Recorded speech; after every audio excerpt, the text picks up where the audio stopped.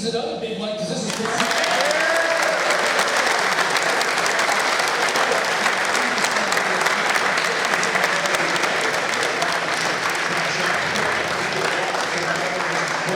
Not really surprised, to be honest. I think that's what a lot of the, bracketologists, were saying. And when you look at the numbers, us and Carolina were right there at 8 and 9. So from a geographic standpoint and the way that the committee usually works, kind of felt like that was probably who we were going to be matched up against. We just have a ton of confidence in our group right now. They trust each other. They believe in what we're doing and how we're doing it. And, we've been playing with a lot of confidence. So, but you get into the NCAA tournament, every team is really, really good. So we got to make sure to continue to just focus on the little things that make us the best version of ourselves. Those things will give us a chance. UNC is obviously a really, really talented group. They got some awesome wins this year. They are super well coached, got a ton of respect for their coaching staff and their players and the way they do things. So it's an electric group. We've played them before, not in a while.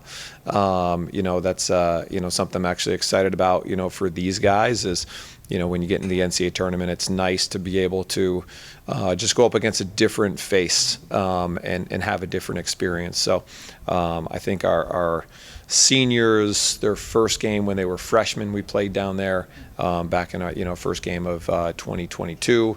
So I'm excited that it's not something where we play all the time. They get cool experience with a site like that. I just think we got a good thing going right now. What that means against Carolina, I don't know. I haven't watched enough film on them yet. I just know that they're really good. So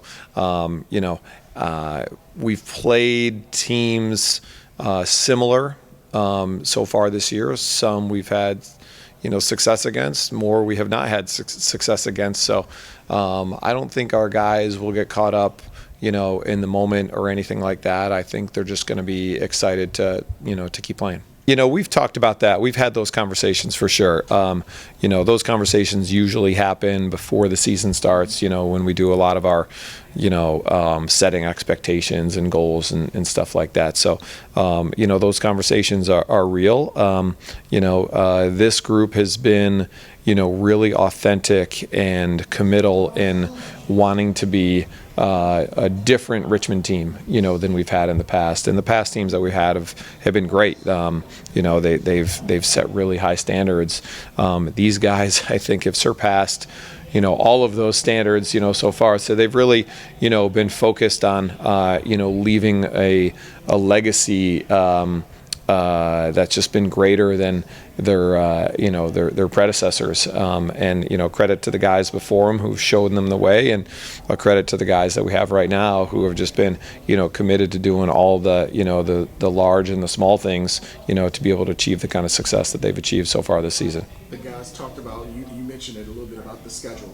They felt they were battle tested going against some of the best teams in the country. Maybe the losses will make them better prepared for Saturday. Do you feel that way with this group? Yeah, I think this group has been doing a great job of learning from both wins and losses. Traditionally, you learn a lot more from losses. This group has not sacrificed the ability to learn from wins. So I think we're still improving. We keep talking about that as a team. That's really exciting at this time of the year. And we had some new faces step up this past weekend. So again, it's neat, that kind of balance, and the kind of energy that these guys are playing with are strengths of ours, and hopefully we can keep using those to our advantage. Zach heads back to North Carolina. I wonder if you could share your thoughts on his season, his career. Yeah, excited for Zach. That we're going down there. Zach's a competitor. He just likes to play and compete. Really happy for the recognition that he received this year. I think if you ask Zach kind of an honest description of his year, he would probably say he started off a little bit slow and, is, catching his groove right now. So, no better of time, than, the present to be playing your best. So, we're just, I know Zach's excited to play. We're all excited to play. And, Zach, I'm sure gives a lot of credit to the defense. The defense hasn't been giving up a lot of shots, I think Zach, has been a beneficiary of that, and when they do, he's been ready. Yeah, I mean, I grew up going to UNC games as a kid. I've been on that field plenty of times. I've practiced on it, so it'll be nice going back home, for sure. Was there a part of you that really wanted to play for the Heels? Honestly, yeah, they were one of my top 3 schools. It was UNC, Duke, Richmond, all up there. They were all close to home. I'm a homebody, so yeah, I definitely, when I was younger, envisioned playing there at times. But it'll be exciting to get to play in that stadium and play against those guys. Big picture, what's required to take that next step for the Spiders and win an NCAA tournament game? Yeah, for us, I think it's just, we have the best unit we've had, at least since I've been here, I think. And for us, it's just about coming together, and what we've been talking about all year is putting together a full game. And we haven't reached our potential yet. We haven't reached our full potential. I think that's a big part of this process, is just realizing and believing that we have more to give. And I think our next step is just putting it all out on the field and playing a complete game. Defense is the calling card in this group, at least statistically. Why is that? Why has it come together defensively? Yeah, Coach Richards does a great job. I think he's one of the best coaches. Well, he is the best coach I've ever played for, and he really has our unit dialed. And I think every piece that we have fits really well together. We got guys like Mikey Farrell, Hunter Smith, Mitchell Dunham. Those guys starting in front of me, it makes life a whole lot easier for me, for sure. And I think we're just a really close unit, and we all have our strengths and weaknesses, and I think we cover up for each other really well. How far is Apex from Chapel Hill? It's about 20 minutes, so pretty close. How many friends do you have who play for Carolina? Currently one, Ryan Levy. I played with him for 10+ years growing up, so it'll be good to see him play against him again. So for you, this is probably the best possible opponent the Spiders could have, right? You're going home. You're a graduate student. What a way to go out. Yeah. For me, it's definitely, it'll be nice going home, getting to see everybody. I'm sure I have a lot of people wanting to come to the game and everything, but it doesn't matter who we play. Whoever stands in our way is gonna have to deal with us. They're gonna have to play us. So I think that's this team's mentality and my mentality going into it. What makes this the best unit that you have been a part of since you've been here? Yeah, I think we just all mesh really well together. I think the biggest thing is nobody's relying on one person to make a play. We all always say it, if you want something to happen, you got to make it happen. You got to go out and make the plays, and I think as a unit we do a good job of lifting each other up when maybe one side of the ball is not playing as good. Maybe our offense isn't playing as good or our defense isn't playing as good. The other side of the ball is always there to lift them up.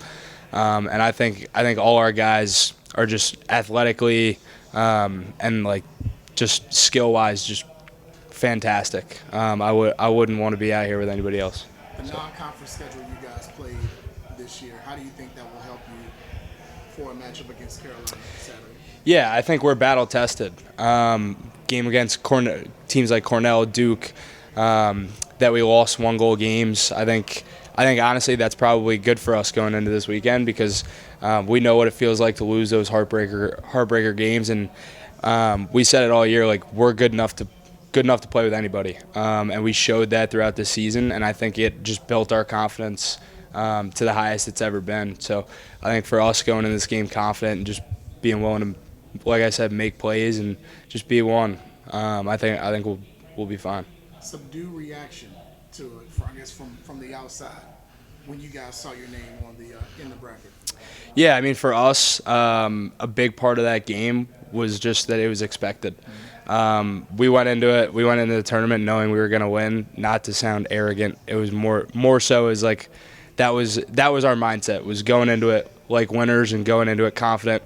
And I think for us, just winning that game was another stepping stone. And we know we set goals at the start of the year, and one of those goals was to win the first game of the NCAA tournament. And obviously, we were happy that we were able to get there and get that automatic qualifier. But for us, I mean, we expected to be there, expected to win that game. So although it was very, very exciting, very good moment for the team, I think for us it wasn't as big of a deal as this next game coming up.